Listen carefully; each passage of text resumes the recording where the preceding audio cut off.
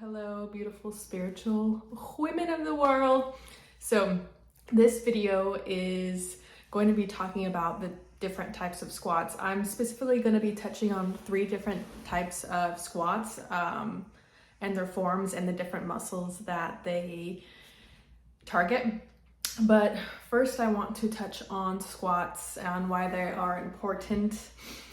So some of the benefits of squats can be improved mobility, so improved functional mobility, right? Like we want to be able to drop it down low into our older age. They keep our knees moving, our knee joints lubricated, our ankles, our hips. It also increases lower body strength and is just a really great overall exercise that you can literally do with no weights at any time and still get a great workout in. So I wanted everyone to feel super confident in this move and also know the couple different variations so you can like mix it up at home, like I said, or on the go. So with that being said, first we're going to talk about a little bit about the uniqueness of everyone's body when it comes to not only squat form, but literally any form that you're doing. Okay, I want you to take this and start learning to trust yourself, trust your own body and your own process, and feel it out in terms of, if I give you, here are the steps A, B, and C of the squat. You do it and you go, man, I'm not feeling it in that area, or I'm feeling a little bit of this. Trust yourself to slightly create variations, move the feet a little wider, point the toes a little bit more forward. Maybe you take a forward hinge, maybe you are more straight up in your torso. So always looking and trusting what your body is asking of you in each movement, and then making those tweaks. All right, this is a process to know that not one size fits all. I'm simply here to give you guidance.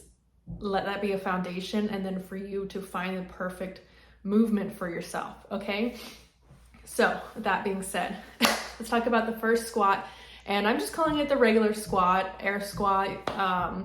This one, typically you're going to be taking your feet a little wider than hip width. You'll take your toes and slightly point them outward away from the body, and then you'll take your hips back and down so that the end point, your hips and your knees, are now parallel. You can go deeper if you'd like. It's not necessary. Some people love it. Some people are like, ass to grass, gotta go all the way down. If your mobility allows for it, that's great. Go ahead and do it. That being said, if you're just getting started, and I'll say this for each single squat I'm going to be talking about, if you're just getting started, you have the option, all right, to do the half squat. No shame in that game. Still gonna benefit from the half squat. While you're going down, you're still gonna put those muscles under tension and you're still gonna be working, all right?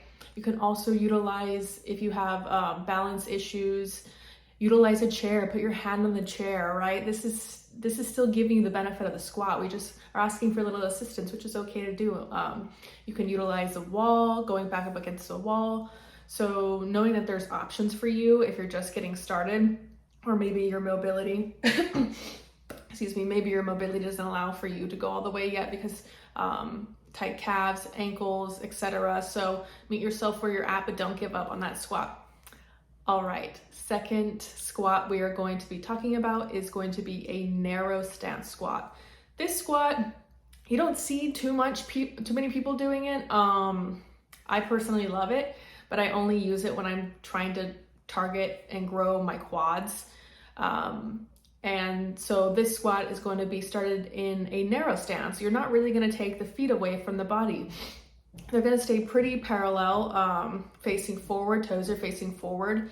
And then you're going to come down again, taking the hips to the knees, and that you're going to really feel it. If you want to target it even more, what you can do is put something underneath your heels, something solid, obviously, that you can stand on.